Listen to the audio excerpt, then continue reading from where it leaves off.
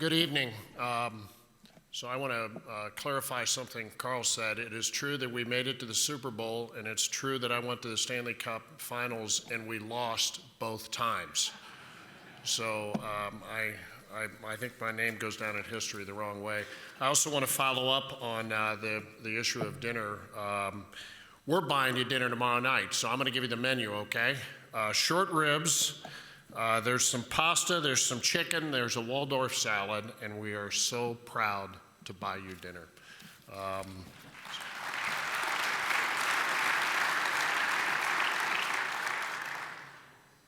I'm really here briefly to say thank you and to tell you that we are with you.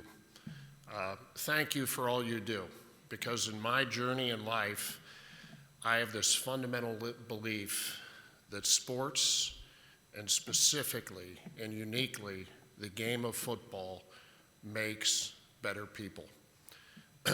There's been a lot of pundits in recent months and in recent years arguing the other side of that, and I believe it's time to retake the fort. I think it's time to defend the honor of the game. I think it's time to defend the work that you do every day, and it's time to defend your coaches. And I'm here to tell you that we're going to do that. I'm also here to tell you that we're making a bigger commitment every day to youth football, and I want to introduce a few people on our team that we are going to announce. We were going to announce it next week, but we're going to officially announce it tonight, that are going to lead youth football from within the NFL. So Roman, you were here. I can't quite see you, but Roman, if you could stand up, sir, there he is. He's hard to miss. Roman played at the University of Louisville. Roman played for the University of Louisville, played 12 years in the NFL, but his family came to the United States with dreams. He was 4 years old, came from Cameroon, and his dreams have come true through this great game of football. And we're really proud to have him be one of the co-leaders of youth football in the NFL. Also here is Natera Holloway. Natera, can you stand up? And Natera and Roman are going to make this incredibly powerful team. Natera went to the University of Houston. She was top of class. She was recruited to Exxon. She was recruited to the National Football League. She's one of our rising stars, and we recruited her to lead youth football. And I couldn't be more proud of those two, what they represent, and I am their partner in pushing us, helping push us to the next level and making sure we're doing everything to support you. I want to share a little bit of my journey in my life. I also want to share just a few covenants of what we're going to pledge to you. But I want to show a quick video of a video I saw recently that was quite inspiring to me, and perhaps it would be inspiring to you. The 1977 Dartmouth football team is a team that doesn't give up. A team that believes in its ability to win even in the last seconds of a game.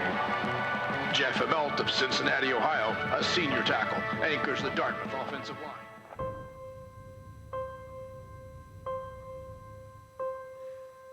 When I daydream, I don't think about PowerPoint charts or deals or stuff like that. I daydream about football.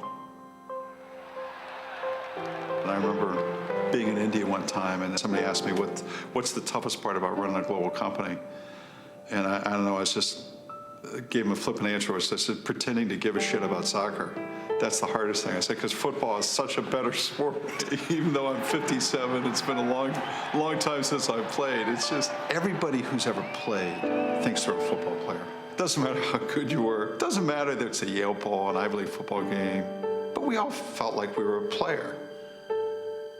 It was great to be a part of a team that had wanted to do something very dramatic, wanted to win.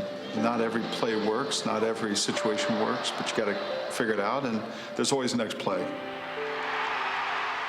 And I think all those things, just happen to stick with you for a lot of your life, in my case, for my whole life. This essence of trying to build a culture of excellence that I learned in sports that I very much brought to the business world. How people come together as a team, how standards need to be set. So when you ask what a CEO does, drives performance, knows how to develop other people, and I think you know how to set standards. And all three of those things really in some way come back to what I learned when I was playing football. You know, what's happened on football fields just created the character, the foundation of a lot of American competitiveness, which has allowed this country to be successful for so many decades. It's such a beautiful game. It's this massive array of strategy, competitiveness, athleticism, that I just think it would be the worst tragedy I could imagine if we ever allow anything to change this great game. I'm Jeff Immelt. I'm chairman and CEO of GE, and I'm a football player.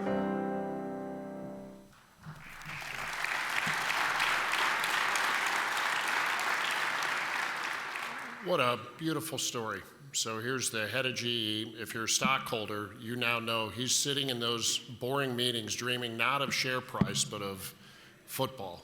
Hallelujah. Football touched my life, and I want to share just a little bit of my journey with you. I grew up in Missouri. When I was a kid, my mother was diagnosed with cancer. And as a kid, the one relief for us as a family was Sundays gathered around that TV set. And when I was 9, my mother passed away. But the enduring flame in our family was just this love for the game of football. And I never lost those values.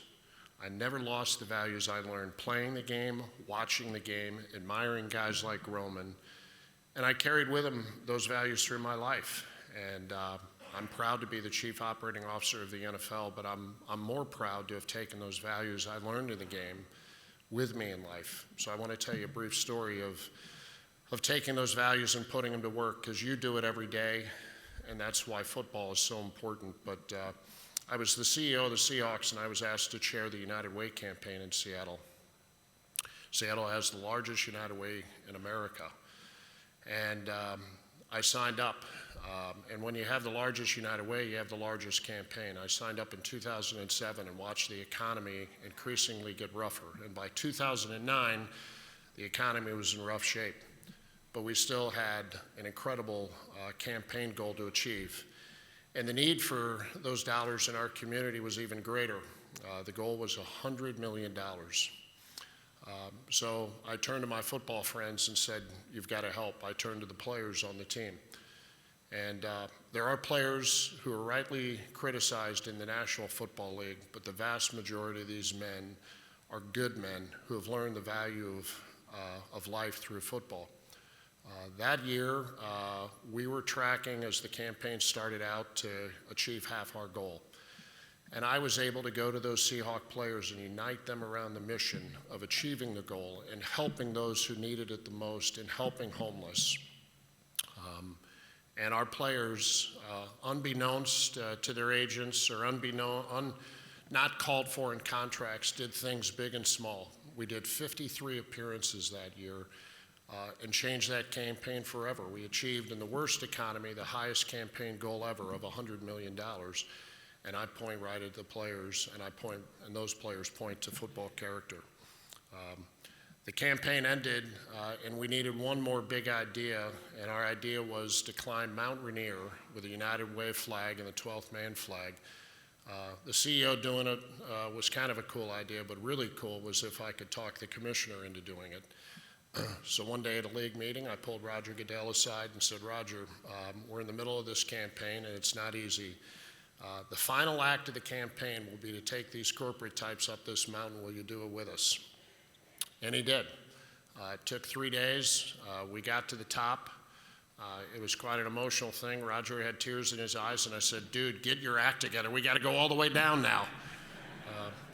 And he did. And my relationship with Roger was forever cemented, but my admiration for the game and what we could do, not just on the field, but in communities, was forever cemented. I believe in this game. I've witnessed the power of this game.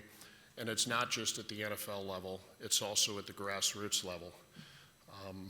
We're not going to give up on the game. The game nationally at the National Football League has never been healthier. Our ratings this year were the highest ever.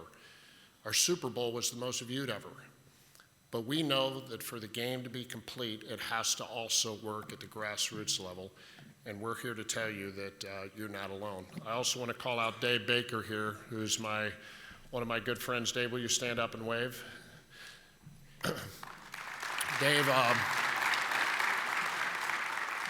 is in charge of the Pro Football Hall of Fame, and we had this fantastic discussion this afternoon about character and values and how important it is. And we, the NFL, are going to pledge to him, and we're going to together pledge to you that we're going to do more to promote the character and values of this game. There's been lots of discussion about lots of things, but without this game, our country would not be what it is today. I want to quickly just make some pledges to you. We understand our responsibility to you. We also, at the NFL, fully understand our responsibility to the game. And it's not just the games on Sunday. It's a responsibility to society and the values that are found in the game. And I believe they're unique. We definitely have challenges, and we understand your challenges. Funding, technology that's keeping kids at home on couches doing nothing and learning nothing.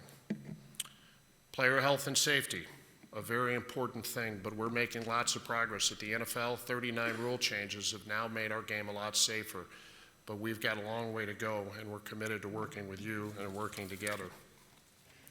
We have an incredible opportunity to unify, and I want to stop right now and say, I paid full retail for this jacket just this evening, $93.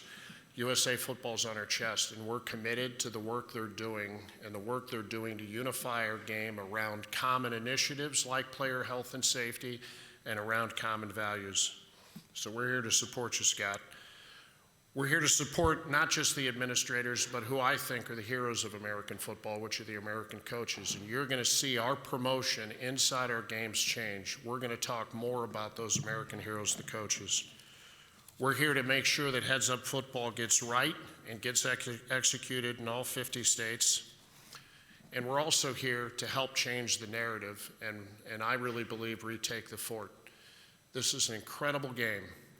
The game does need to be better on many fronts, but the game has made our society a better place, and it's truly changed lives. We are with you. We are grateful.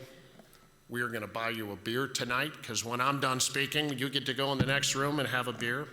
But I just want to say, as the Chief Operating Officer of the National Football League, we're also with you, and we're extraordinarily grateful for everything you're doing to make this game great, and we're shoulder to shoulder with you. So thank you very much.